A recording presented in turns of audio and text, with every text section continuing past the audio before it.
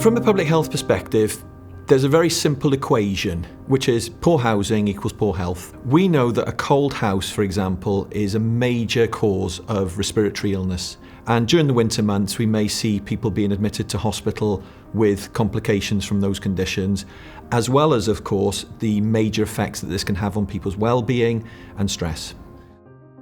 The psychology department at University of South Wales have been working in collaboration with a range of partners over the last couple of years. We've been trying really to bring together the right people around the table to start bringing practical answers where psychology can play a key role. We've developed some consensus work where we've kind of tried to establish what the key factors are around housing, what are the big questions that need to be answered.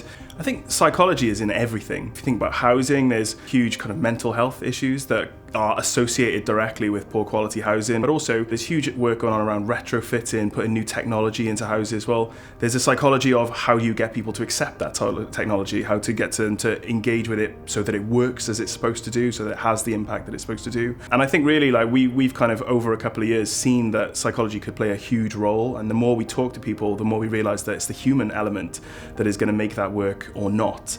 And so it's been great to work with those partners to try and bring psychology into their world and make sure that it has the impact that it can do.